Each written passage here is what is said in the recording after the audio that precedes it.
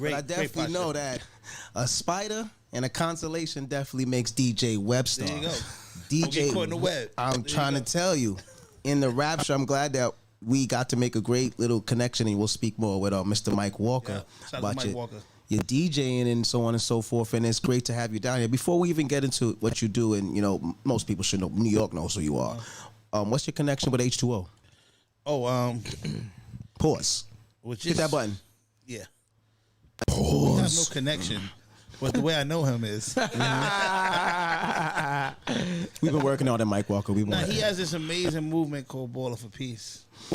And when I met him, I don't know how many years ago. I feel like it was either 10 or 15 years ago. It was 10. There we go. And don't let him know our age, y'all. And he came to me. Pause. I ain't gonna tell you. This is like I ain't gonna tell you the days after this interview, but you're triggering me. We're probably gonna have to send this show to Cameron and them. You're triggering me. It is what it is. You're triggering me. We're gonna send this one to you. Me, okay. Oh Jesus Lord! Can I finish my thought? Hit the button. I just want to finish my thought. And then you go.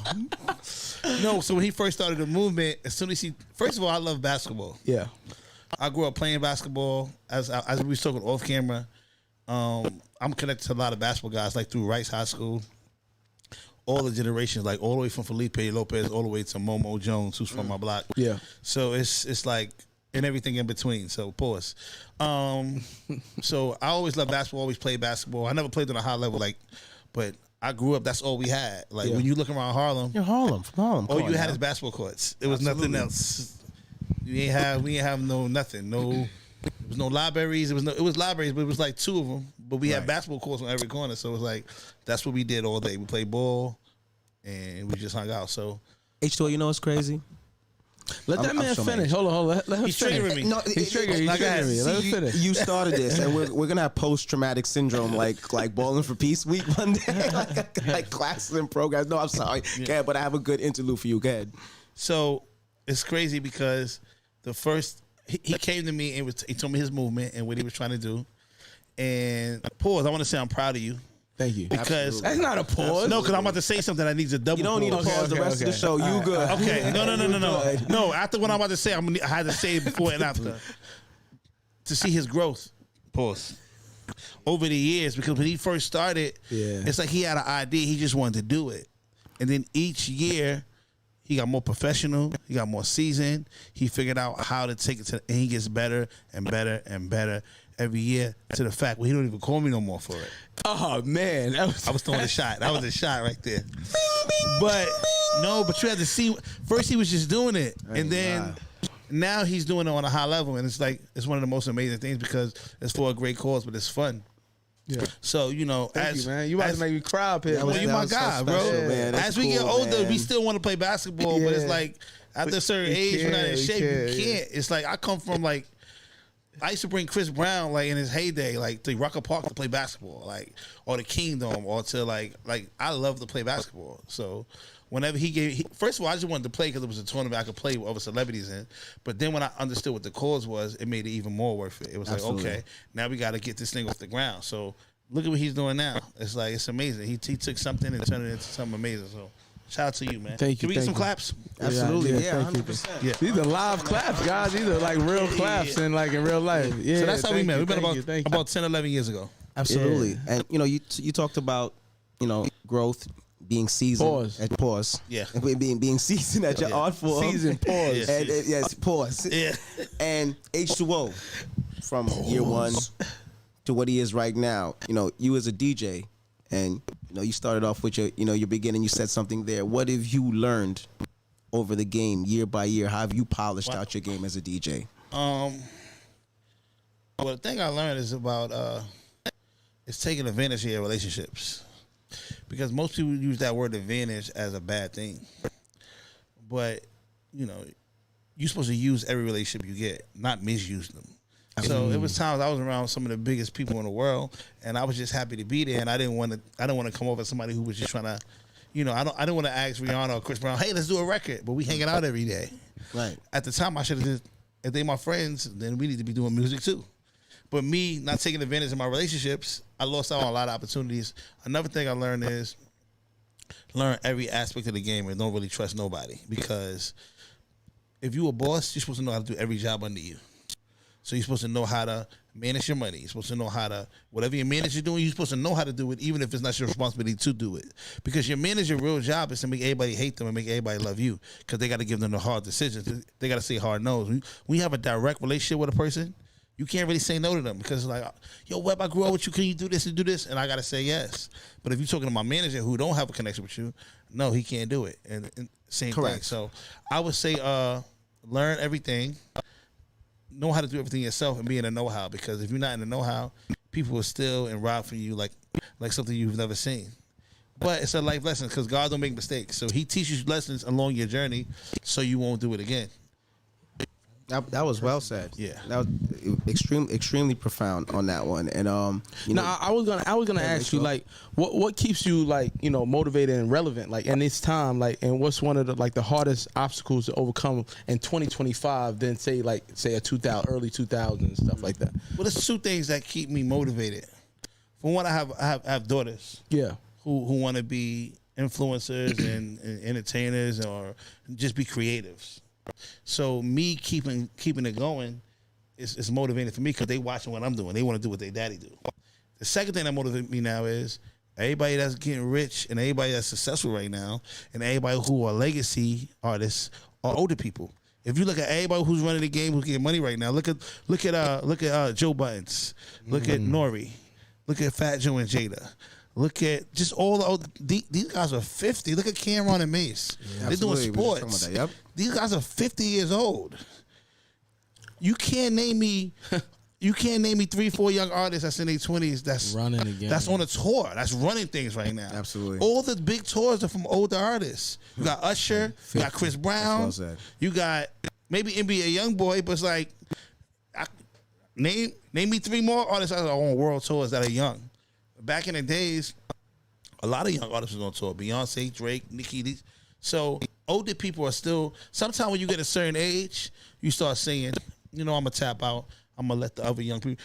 It's a way to do both now, to put other young people on, but still, like, there's no time limit or age limit on things, because we got the gift of social media.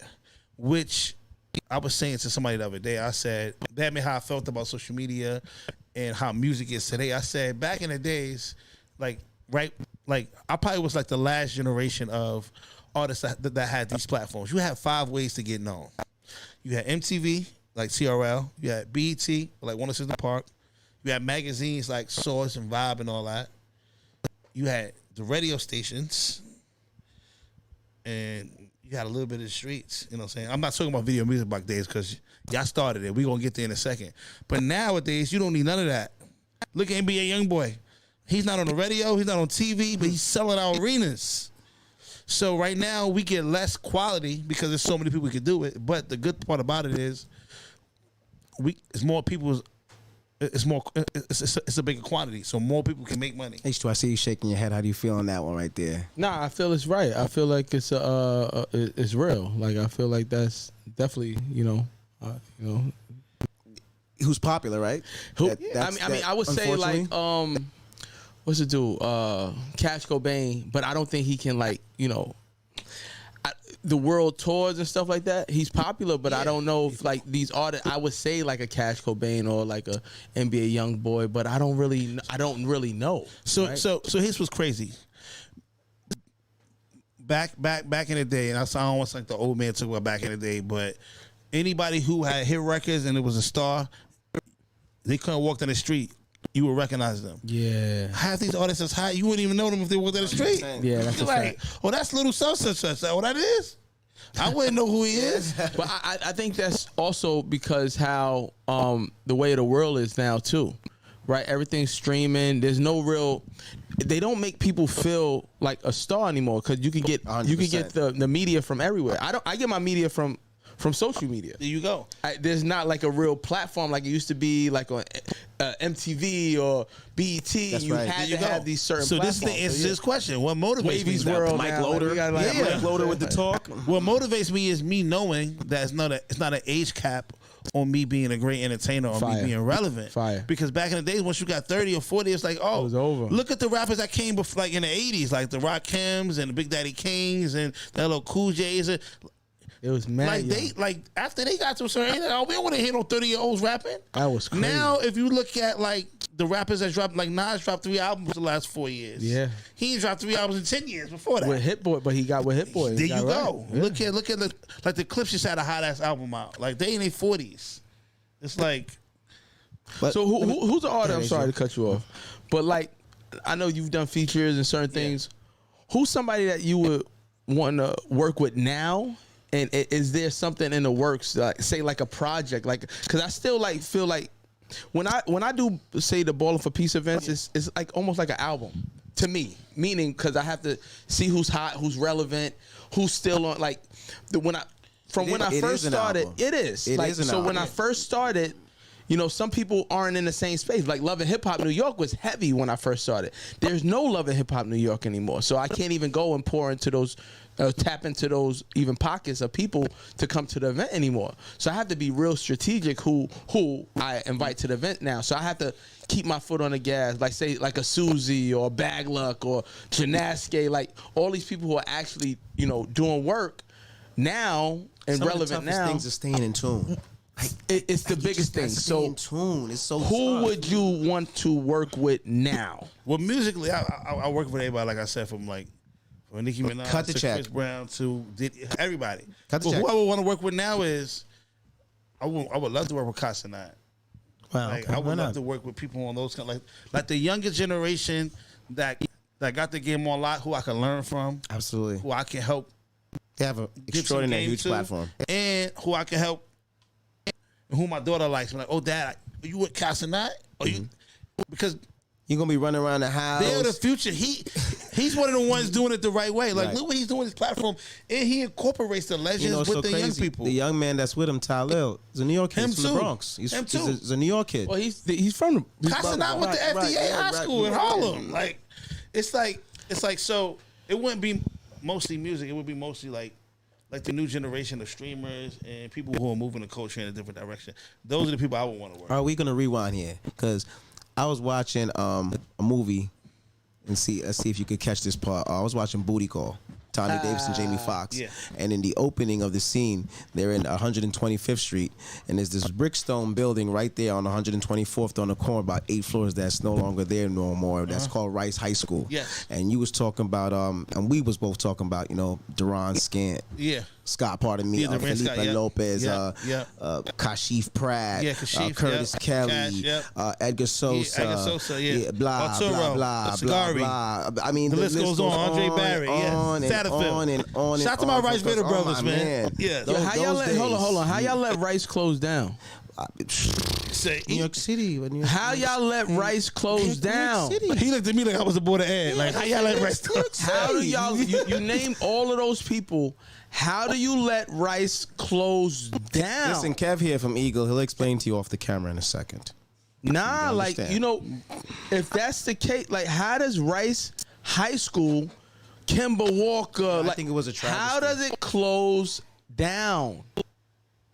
We used to walk from Dykeman, the Rice High School. How does it close down? How does it close down?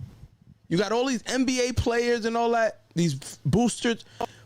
How does it close down? It's about the funds. How do these people not give the funds back to Rice High School to stay open? How is St. Raymond still open? They were all boys, right? I mean, Rice? Yeah. Right.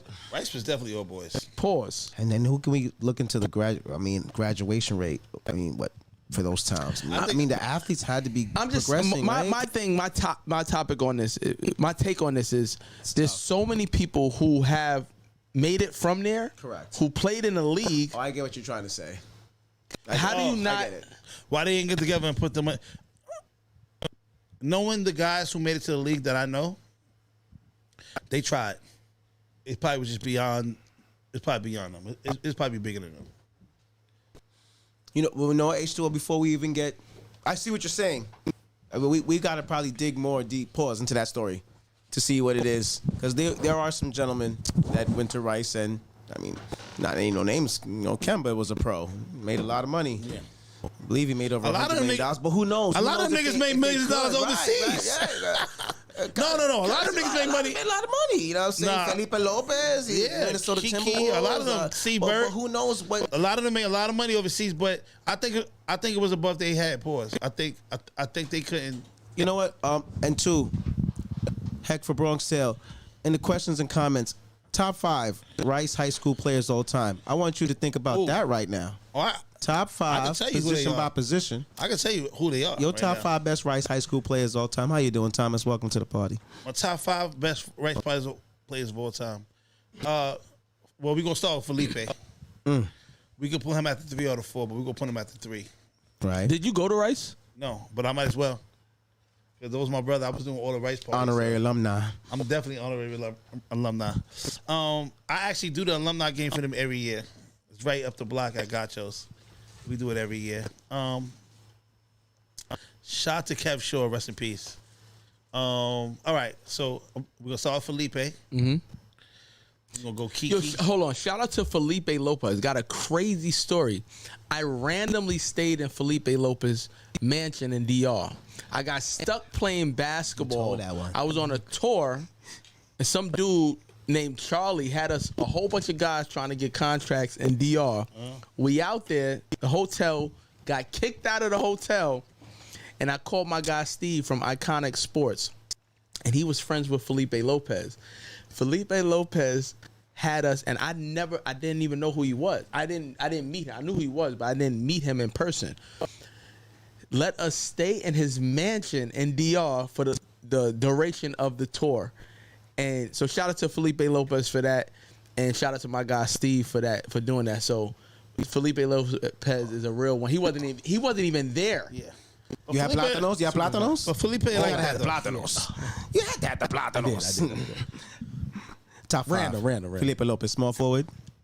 So we're gonna go Felipe Lopez, Kenny Satterfield, Wow. Andre Barrett, Sheesh. Kemba Walker, Sheesh. and at center we're gonna go with Shigari? Sagari. 7-2. And go about my man Curtis Kelly. I'm about to say Curtis Kelly. Yo, shout out to my man. I'm gonna keep it real with you. I love Curtis Kelly and I love Arturo. I love Arturo too. But Cigar was 7-2, man. He was 7-2. Yeah. Can't really fuck with Cigar. I like Cigar. Was he better than Curtis Kelly though? Not skill wise, but 7-2. Like if you play a pickup game. All right, so you got Kemba at the 1. Cheat code, That'll be bro. Kenny Satterfield at the 2. Kemba at the 2. No, Barrett. You said was Barrett at the 1. Kemba at the 2. Satterfield at 3. Satterfield 3. Felipe stretch 4. And Shigari. All right, I'm fine with That's it. a nice line. All right, Then we off the outside. bench, 6-man for me. It's gonna be Kiki. Ooh. Kiki Clark. I want to say him and C. Burke, but I can't. Whew.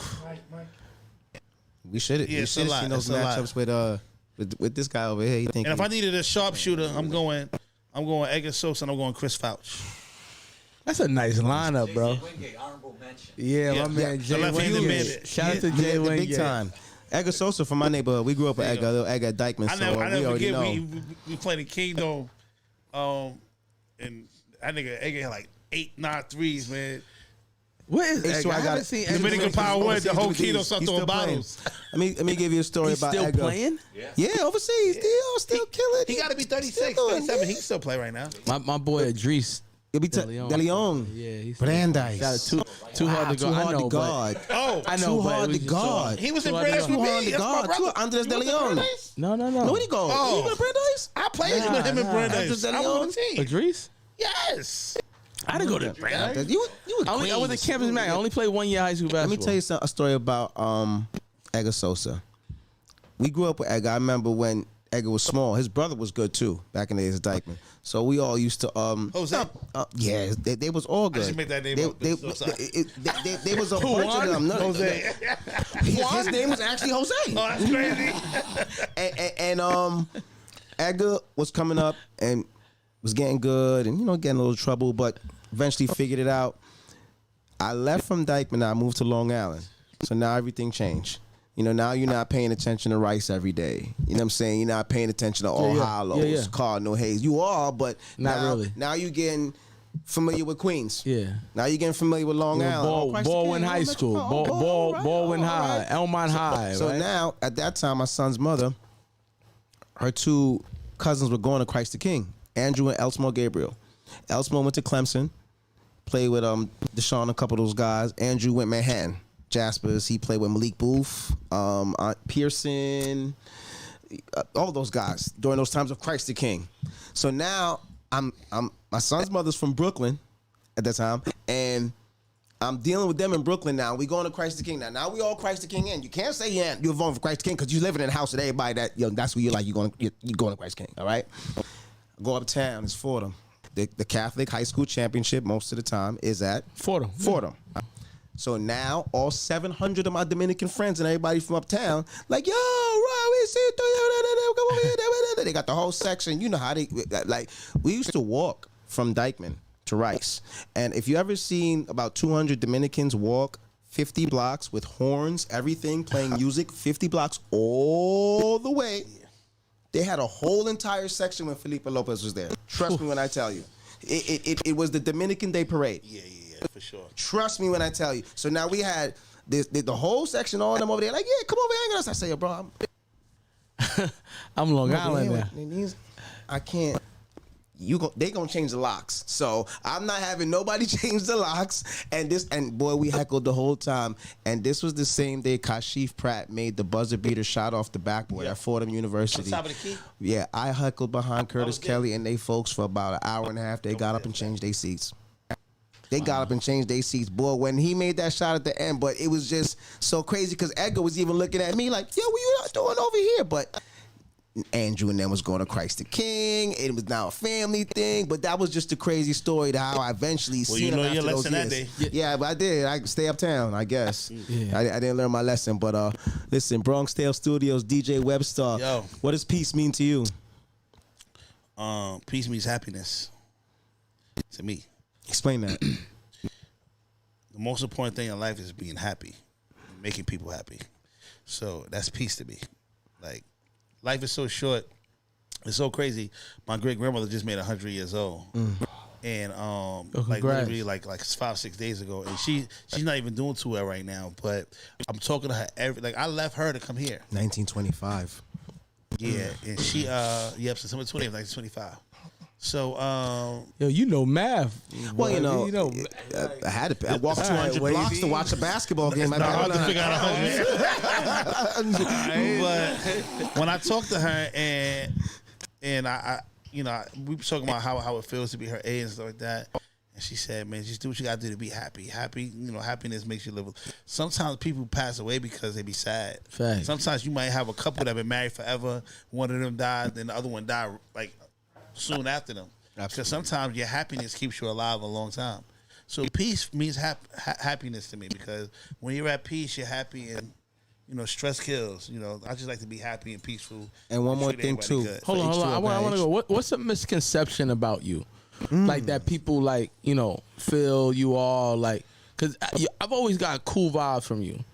No, so most people don't know I'm rich. So I try to. I'm just playing. That was a joke. That was a joke. Bronx Tale Studios. That was a joke. That one up. I don't got that much money. I got $2. No, I'm gonna keep it real with you. I'm a funny Metro nigga. card. I can say nigga on your podcast. You can say whatever you want. Okay, we're gonna blur it out anyway. I'm a funny nigga, so everybody know I'm funny. But most people don't know how intelligent I am, or how I'm aware of what's going on in the world. So I think that's a misconception. But my great grandmother tells me all the time, a smart person can play dumb, but a dumb person can't play smart. So let them think what they want to think. You're gonna see who somebody is by how they treat you and how smart they think you really are. I'm about to play dumb as shit. I think in 14 days, the whole entire world is gonna know how savvy you are, because nothing from this interview draw me as. Thank you. I appreciate you. You guys have a good dynamic to how y'all play off of each other too. This is great. Like y'all, it's no ego. You do what you do, he do what he do, and it's like a perfect match. Yo, it's his show, man. I'm the co-host, man. But that's what I'm saying. I'm good. Yeah, I wouldn't know that though. I was just saying we all here at Wavy's World. Yeah, Wavy's World podcast, having a great time. As long as I'm Don Julio Dub. Falling for peace. And y'all know who to bring together too. That's another art. 100%. Life is about knowing your personnel, who. So I'm over here in the corner drinking Don Julio. He was outside. I didn't know who he was. I said, man, it's a white boy out here, man. He might be ready to kill everybody. Combos. That man get about 20,000 views. I know. I'm just Hold on. So what we gonna do now too? This is where the peace in sports and all that and entertainment. Yeah. He gonna get on your podcast too, and you gonna interview DJ Webstar. Y'all we over there exchange information. Yeah, we drinking Don Julio over there. Let me tell you something, Webstar. We had Graf on a few weeks ago, and one thing that he said, but this is the first thing we even spoke about. This is a sports platform, of course, predicated off NYC Elite 32 Thomas over there in Ballin for Peace. But this is a cultural platform. Yes. This is a platform where everything is going to be spoken about. We've had basketball players on here, DJs on here, MCs on here. We've had marketing execs on here. We've had so many different realms. So when you hear this is all culture, and there's no egos, because as long as you're winning, then you can't lose. There you go. And we don't have any egos. We're all winning. And we're all doing what we have to do to continue the culture. Yeah. I want you to speak about Video Music Box and how that illuminated with the culture, and that's going to be. Before I do that, I want to thank you guys for bringing me. Oh yeah, of course. Of course. This is great energy. Now let's get Video Music Box, because that's culture. Yes. So I'm 40 years old, so I don't want people to think I'm 50 or 60. All right, H2O, 1985. Yes, I could count. I went to junior high school. Video Music Box. I grew up very, very poor. I lived in a studio apartment with 5 people. Me, my mom, my dad, and my 2 little brothers slept on the same bed. So, even if you didn't have cable, you have Video Music Box. So that's where that's why I got into music. My dad was into music. We used to watch Video Music Box. We used to see Ralph McDaniels. We used to see. Shout out to Ralph. It was a guy named Crazy Sam on Video Music Box. I don't know if y'all remember Crazy Sam. Absolutely. Crazy Sam started doing H2O, where's Ralph McDaniels from? I don't know where he's from. Okay, you're right. Go ahead. Okay. Is he from Brooklyn? No. Brooklyn originally, but raised in Queens. Yeah, I knew he's from Brooklyn. That's Mike, the legendary photographer in the building, by the way. Fidel, Northeast. So, Video Music Box is the reason we have platforms like 106 Park, why we have platforms like TRL, why we have a lot of the music platforms that we have even on social media today, because they was so independent. Think about, they were so far ahead of their time. They was independent. He didn't have no boss. Just like us right now. Y'all don't got no boss. You can put out what you want to put out. Facts. You can say whatever you want, do whatever you want, and it is what it is. They was doing it before it was cool to do it. Absolutely. And they had to go through a struggle, because then the powers that be that was in position was trying to stop them. You think MTV was trying to stop them? They brought out your MTV raps and all that stuff to try to stop what they was doing. They copied their whole style to their whole show and everything. I'm just doing it again, so I know. So I want to shout out Ralph McDaniels. I did my first real party for Crazy Sam. He didn't even know me. He put me on 100,000 flyers. My picture. I DJ'd the first tea party. It was 10,000 kids at Hammerstein Ballroom. That spearheaded that Ballroom. like that spearheaded me doing my own thing and then getting a record deal and then going from there. So I understand who came before me. 34th and 8th? Yeah, Hammerstein Ballroom. So I understand where I came from. I know who came before me. So I just want to shout them out. I know I recognized you, but I didn't know where I knew you from. I don't know how many years you've been doing it, but I want to say at least 40 or 50. Absolutely. 46 years. There we go. I was right in the middle. We appreciate you, man. And you need to get your flowers. He needs to be on camera somehow, some way. And people need to see him. And you need to tell your story, too. Because I know you was a fly on the wall. You saw a lot of things. A lot of good things, a lot of bad things, a lot of crazy things. But you can give game to the young people who want to be photographers or who want to do content. Like, you the originator of it. So you need to tell your story. Oh, it's already in the process too. And if you give me your life rights, we can figure some things out. Understand? Listen, man, the city, Long Island, Wavy World. Yes. I know Bronx Tale gonna loop that up. DJ Webstar, the Spotter, and the Constellation. We here. Don't get what was it? locked Ice in. cream and cake or cookies and Milk cream? and cookies for rookies, Milk and coffees and donuts cookies. for grown-ups. Victory has 100 fathers, but defeat is an orphan. Be careful. Ow. And she pick it up when I put it down. World is yours, so sweet. The world is yours, can't be beat. From the chorus to the culture.